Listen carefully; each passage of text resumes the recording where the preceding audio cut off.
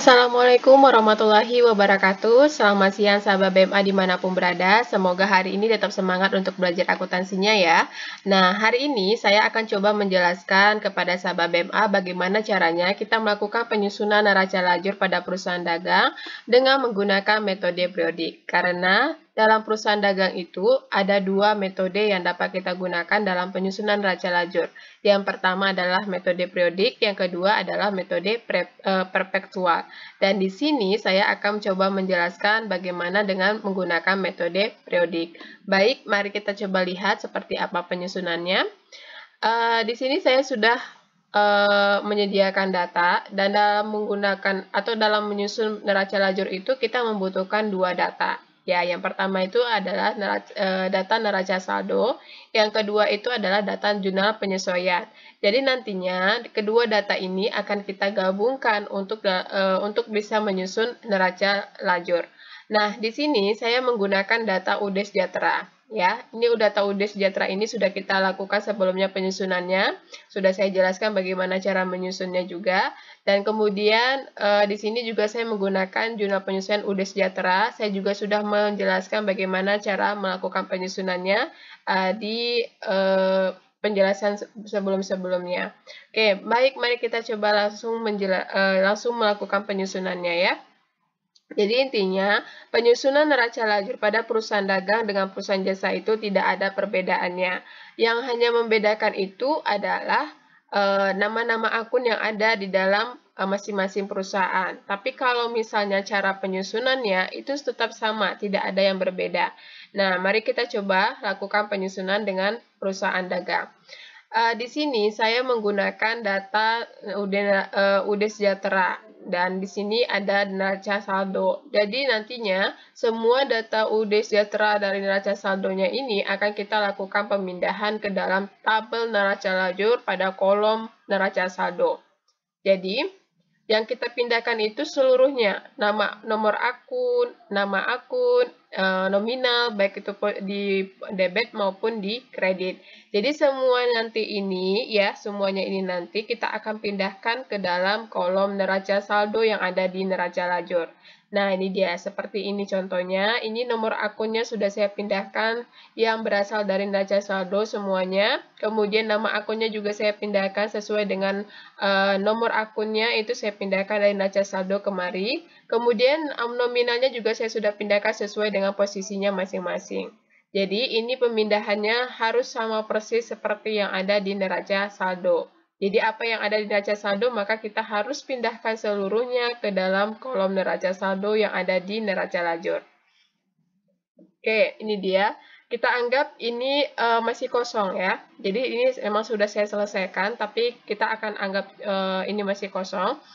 Oke, kemudian setelah kita melakukan pemindahan data-data yang ada di neraca saldo ke dalam kolom ini, maka kita jangan lupa untuk melakukan penjumlahan dari masing-masing posisi, baik itu posisi debit maupun posisi kreditnya. Nah, kemudian apa yang harus kita lakukan selanjutnya? Yaitu melakukan pemindahan data-data yang berasal dari jurnal penyesuaian ke kolom ini. Nah, bagaimana cara melakukan pemindahannya? Baik, saya akan coba jelaskan di sini bagaimana cara melakukan pemindahannya. Nah, di sini saya sudah punya data jurnal penyesuaian dari UD Sejahtera. Nah, data-data yang ada di jurnal penyesuaian UD Sejahtera ini nantinya akan saya pindahkan seluruhnya ke kolom jurnal penyesuaian yang ada di neraca lajur. Bagaimana cara pemindahannya? Mari kita coba lakukan. Pertama, saya akan melakukan pemindahan nama akun beban kerugian piutang tak tertagih, posisinya 1.600.000 di debit. Maka ini nanti akan saya pindahkan ke neraca lajur, dan saya akan pindahkan dia sesuai dengan nama akunnya beban kerugian piutang tak tertagih. Sebelum itu saya harus kasih tahu, untuk melakukan pemindahan akun tersebut, kita harus lihat terlebih dahulu akun yang ada di atas. Ini kita anggap masih kosong ya. Ini kita anggap masih kosong. Yang baru dipindah itu adalah ini tadi. Nah, jadi ketika saya sudah melakukan pemeriksaan, ternyata di sini tidak ada yang namanya akun beban kerugian piutang tak tertagih. Maka saya akan melakukan pencatatannya di bawah. Ini dia. Jadi kalau memang nama akunnya itu tidak ada di atas di sini, maka kita akan buka akun barunya di bawah posisinya. Dan jangan lupa dibuat nomor akunnya berapa. Nah, di sini saya bikin 507. Nama akunnya beban kerugian piutang tak tertagih, nominalnya 1.600.000, posisinya di debit pada kolom zona penyesuaian. Nah, seperti ini pemindahannya. Kemudian apalagi di sini ada katanya cadangan kerugian piutang tak tertagih, posisinya 1.600.000 di kredit. Maka saya akan cek dulu lagi. Ada tidak ya cadangan kerugian piutang tak tertagih di atas? Kalau tidak ada akunnya di atas, maka saya akan buka di bawah seperti ini. Cadangan kerugian piutang tak tertagih, posisinya 1.600.000 di kredit. Ini dia, posisinya di kredit. Oke, kemudian saya akan pindahkan lagi. Nah, di sini ada akun ikhtisar laba rugi, nominalnya 45.500.000, posisinya di debit. Maka saya akan pindahkan. Kalau misalnya di sini tidak ada akun ikhtisar laba rugi di atas, maka saya akan buka di bawah ikhtisar laba rugi, jangan lupa nomornya. Kemudian kita pindahkan di sini 45.500.000, posisinya di debit. Oke, nah kemudian saya akan melakukan pemindahan di sini persediaan barang dagang katanya posisinya di kredit 45.500.000. Maka saya akan melakukan pemindahannya ke mari. Jadi saya lihat dulu ada tidak nama akun persediaan barang dagang. Ternyata di atas ada. Berarti ketika ada di atas persediaan barang dagang, maka saya tidak perlu lagi buka akunnya di bawah. Tapi saya hanya cukup memindahkan nominalnya saja ke kolom zona penyesuaian. Nah, posisinya berapa? Posisinya di kredit, nominalnya Rp45.500.000. Oke. Nah, kemudian apa lagi? Di sini ada persediaan barang dagang, tapi posisinya di debit, nominalnya Rp56.300.000. Maka saya akan coba pindahkan. Dari sini, di sini ada nama akunnya, ya. Posisinya saja yang nominalnya saya pindahkan ke zona penyesuaian, posisinya di debit Rp56.300.000. Nah, kemudian apalagi di sini ada ikhtisar laba rugi lagi, tapi dia posisinya di kredit Rp56.300.000.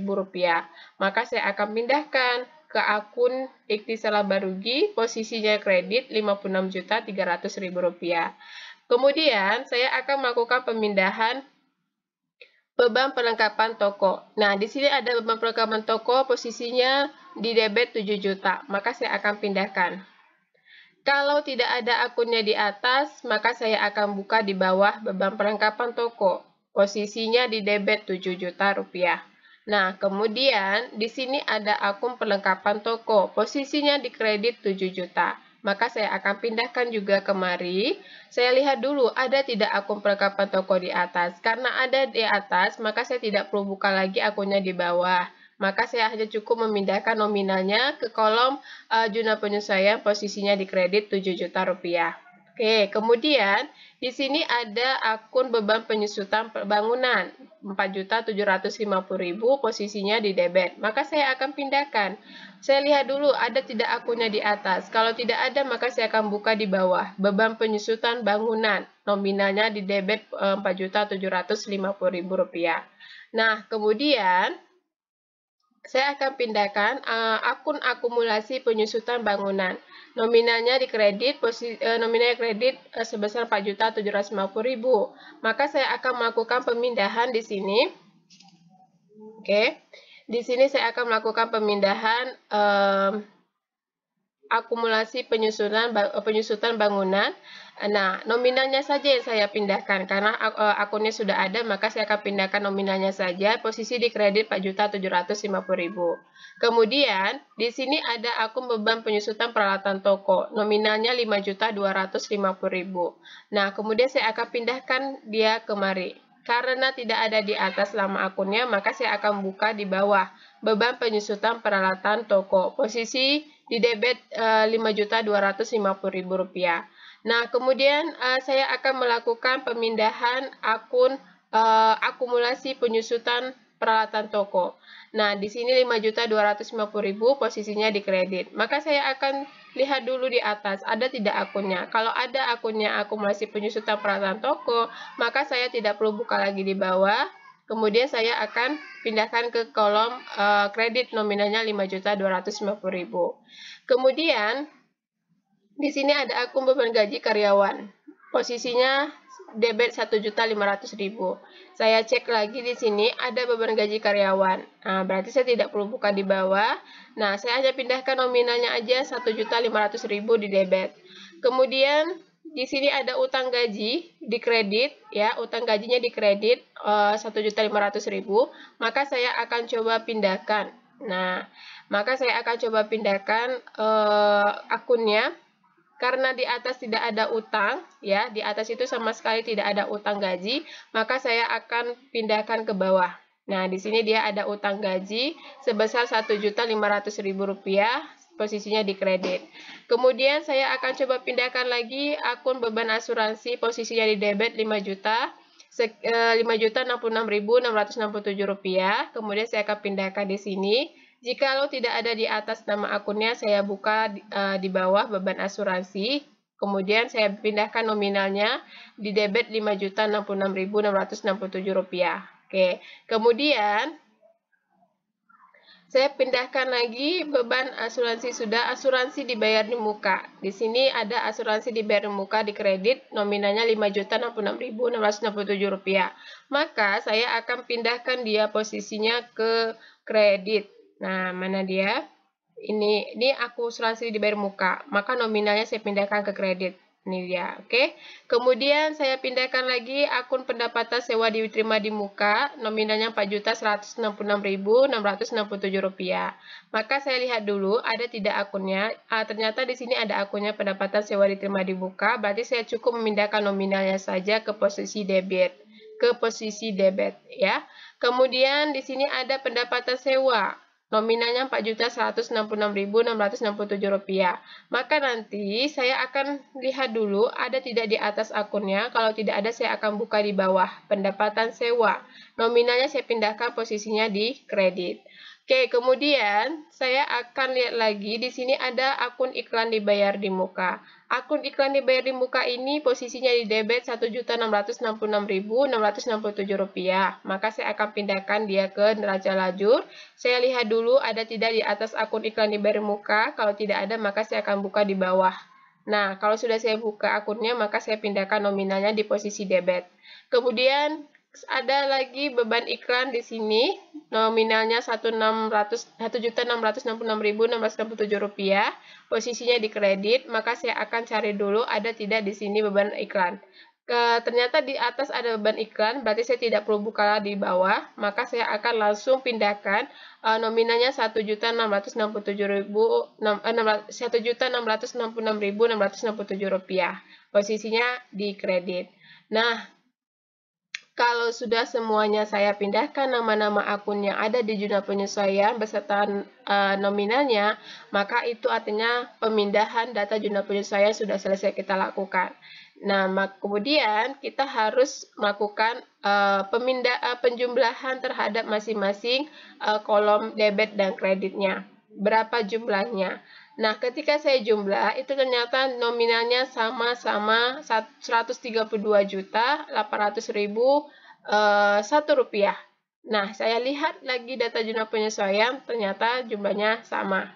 Ya, jadi kalau sudah seperti ini, berarti sudah selesai pemindahan data jurnal penyesuaian kita, dan sudah selesai pemindahan data neraca saldo kita. Jadi, dengan dua data inilah nantinya kita bisa melakukan penyusunan neraca lajur berikutnya. Nah, di sini kan sudah ada kolom neraca saldo, sudah ada kolom jurnal penyesuaian. Maka tahap selanjutnya adalah menyusun neraca saldo setelah disesuaikan. Bagaimana cara kita melakukan penyusunan neraca saldo setelah disesuaikan? Dengan menggunakan neraca lajur.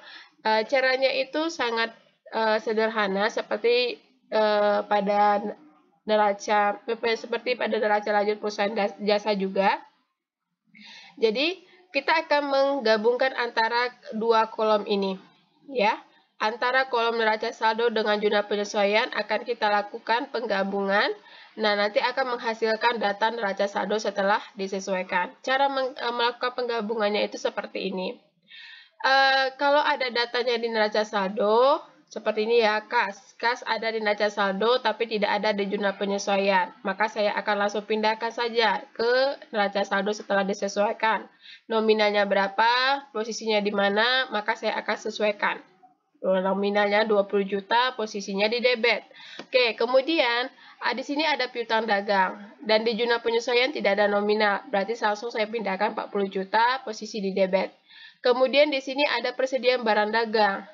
Di neraca saldo 45.500.000, jurnal penyesuaian itu ada 56.300.000, maka debit ditambah debit, kemudian saya kurangkan dengan ini. Maka hasilnya dapat 56.300.000. Kemudian perlengkapan toko, di sini ada 9.500.000 di neraca saldo. Kemudian ada kredit, jadi kredit 7 juta, maka nanti sisanya 2.500.000, posisinya di debit. Nah, kemudian nanti ada asuransi dibayar muka, posisinya di debit, 7.600.000. Kemudian di jurnal penyesuaian itu ada 5.066.000 sekian. Maka kita akan kurangkan ya. Ketika debit ketemu dengan kredit ya, akun normalnya debit kan ketemu dengan kredit, maka akan kita kurangkan, maka dapat hasilnya seperti ini. Nah, kemudian tanah, karena tidak ada di jurnal penyesuaian, maka langsung saya pindahkan 30 juta. Kemudian bangunan juga, karena tidak ada di jurnal penyesuaian, saya langsung pindahkan 100 juta. Akumulasi penyusutan, posisinya di kredit. Nah, ketemu dengan kredit lagi, maka saya akan tambahkan, saya pindahkan ke kolom kredit juga. Kemudian peralatan toko, karena tidak ada jurnal penyesuaian, langsung saya pindahkan posisinya di debit. Kemudian akumulasi penyusutan peralatan toko. Berarti di sini saya akan tambahkan dulu ya, 10.500.000 tambah 5 juta sekian, maka nanti akan saya pindahkan nominalnya ke kolom kredit.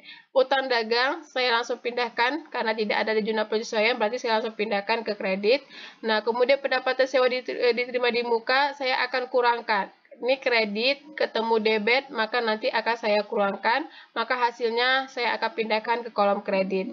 Oke, kemudian modal. Modal ini saya pindahkan langsung ke neraca saldo setelah disesuaikan. Price juga saya pindahkan langsung ke posisi debit di neraca saldo setelah disesuaikan. Penjualan juga langsung saya pindahkan 150 juta. Retur penjualan juga saya pindahkan langsung ke debit 5 juta. Pembelian juga saya langsung pindahkan ke debit 74 juta. Potongan pembelian juga saya langsung pindahkan nominalnya ke kredit 5 juta. Dan beban angkut pembelian langsung saya pindahkan ke saldo debit ya.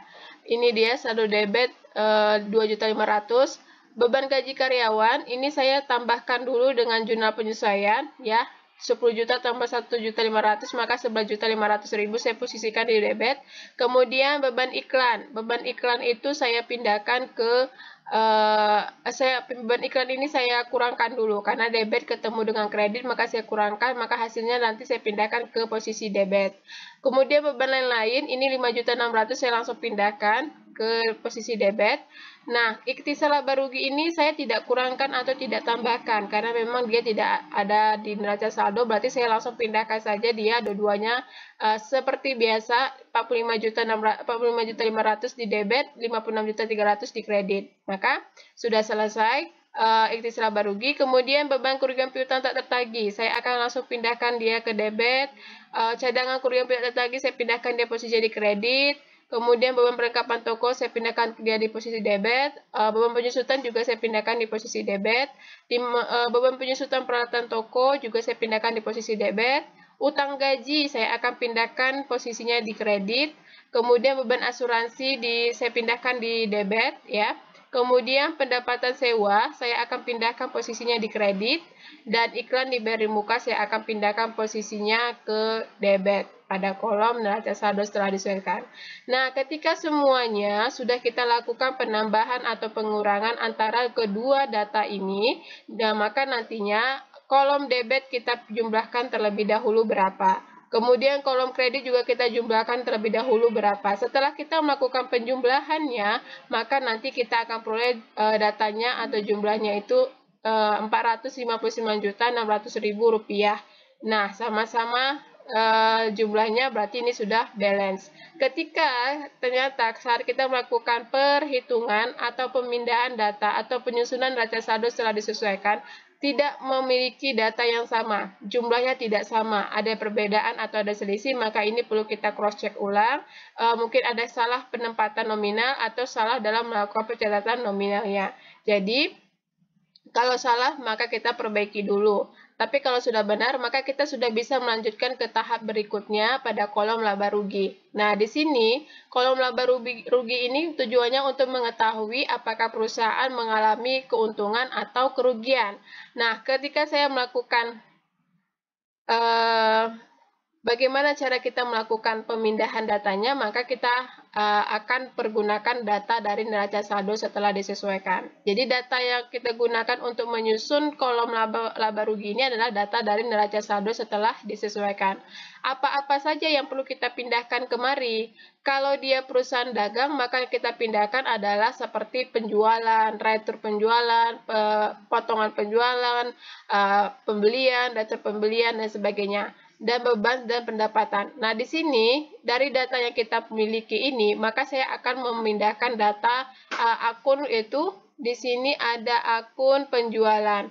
Maka akun penjualan ini 150 juta saya pindahkan ke kolom kredit. Kemudian ada akun retur penjualan, maka saya akan pindahkan dia posisinya 5 juta di debit. Ada juga akun pembelian 74 juta di debit, maka saya akan pindahkan dia ke kolom sini. Dari sini kepindah kemari, kemudian ada akun potongan pembelian. Maka dari akun dari kolom ini kemudian saya pindahkan kemari ke kredit. Nah, kemudian beban akun pembelian. Nah, ini kakak saya pindahkan ke debit. Ini dia, saya pindahkan. Seluruh beban-beban saya akan pindahkan ke kolom laba rugi. Beban gaji karyawan saya pindahkan. Beban iklan saya akan pindahkan juga ke kolom sini sesuai dengan posisinya. Beban lain juga saya pindahkan sesuai dengan posisinya di debit.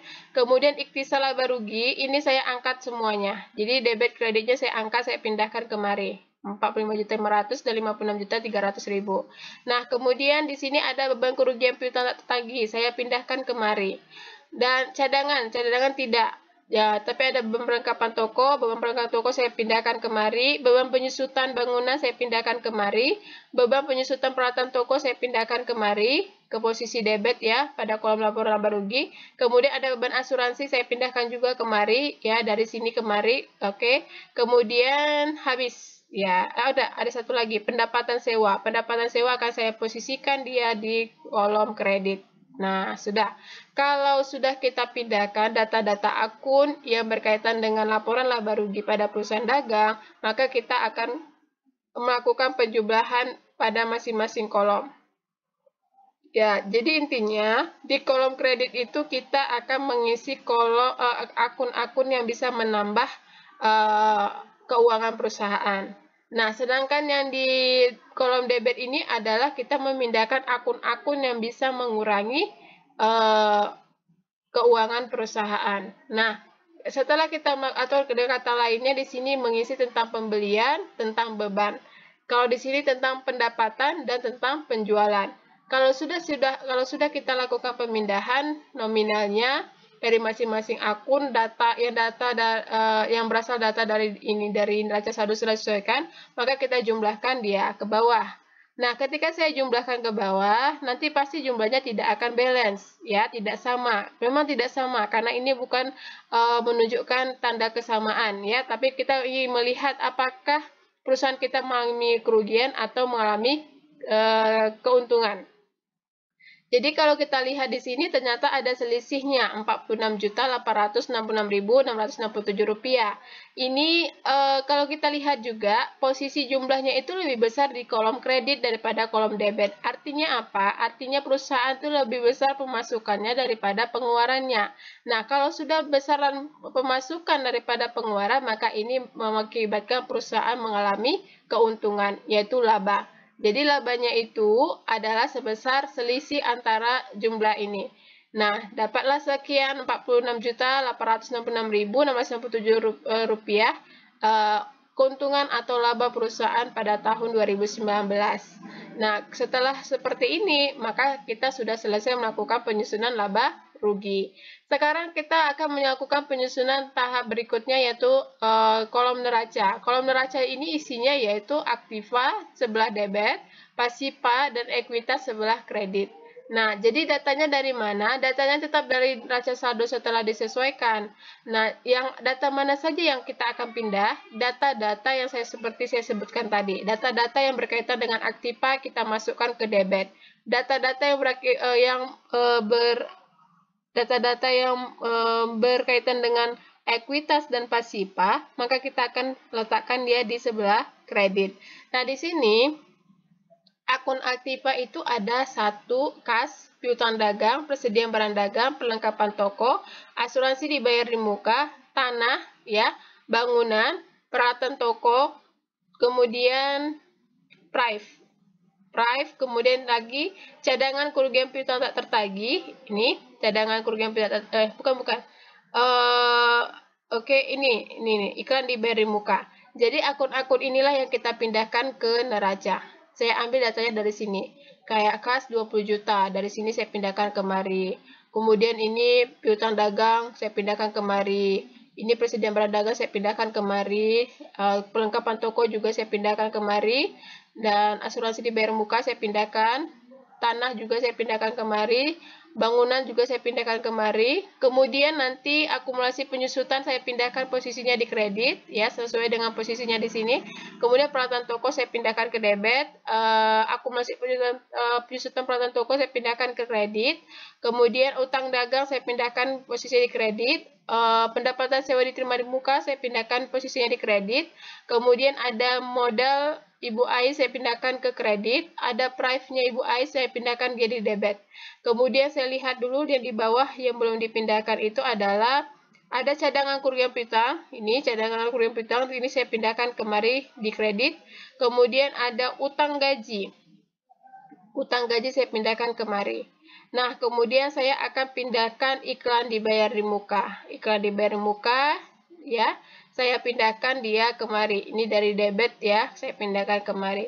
Setelah saya lakukan pemindahan data-datanya itu, ya, maka saya akan melakukan penjumlahan posisi debit dan kredit. Nah, ketika saya jumlah, ini memang tidak akan sama seperti yang di sebelah tadi. Ini akan berjumlah berbeda antara kolom debit dan antara kolom kredit. Nah, di sini dia posisinya lebih besar di posisi debit daripada posisi kredit. Nah, kemudian berapa selisihnya? Selisihnya adalah Rp46.866.667. Sama selisihnya seperti yang ada di kolom laba rugi. Artinya kalau sudah sama seperti ini sudah benar, ya.